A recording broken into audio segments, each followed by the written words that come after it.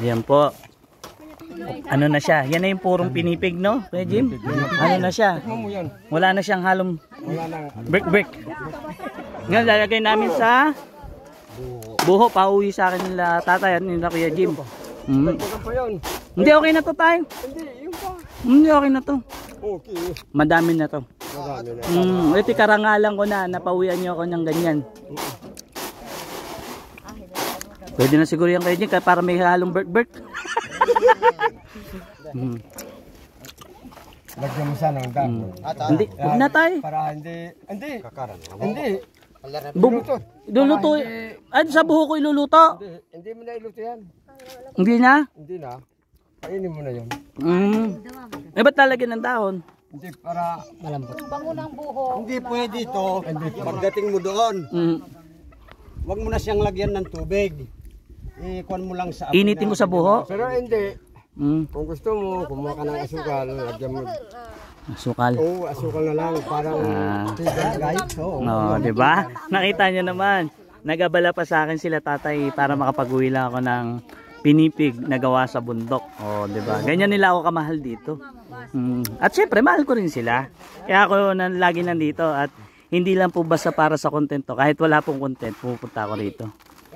Oh, yan. Ano yan po ang pinipig sa bundok. Tapos yung mga pulbos, ang tawag dyan, berk.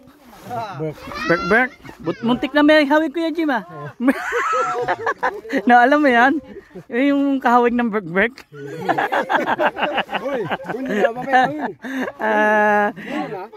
Ito po ay buho, pinipig sa buho. Oh. Si ate, kasawa ni Kuya Jim. Pauwi nila sa akin. Nabitin siya. Pero hindi po, ayun, marami pa silang gagawin pinipig para po sa kanila. Inuna lang po akong igawa ng lumang pamamaraan. At abangan nyo po yun, yung lumang pamamaraan na yun, na talaga namang kapanapanabik. At iba. Hindi ginagawa sa, hindi ko nakita ginawa ng iba yun, lalo yung mga unat. Sa kanila nyo lang po makikita. Yung lumang pamamaraan ng paggawa ng pinipig. Talagang masasabi nyo na kahanga-hanga. Hay, uwi na ako. Tay, paano yan? Kuya Jim. Ha? Okay na yung kain ko na yun. Yung ano. luto na yung kanin yata. Luto na? Okay, sige, kain tayo. Dapat po uuwi na ako eh. Ngayon po, uuwi natin. Pauwi nila Kuya Jim. Ito po yung pinipig sa buho. Diba? Talagang ito pinagkaabalahan nila at talagang tinarbaho nila para makatikim lang tayo. Kaya napakasarap yung pagtanggap nila sa akin dito. Kada yung pagtanggap nila sa akin lagi mainit. Ayun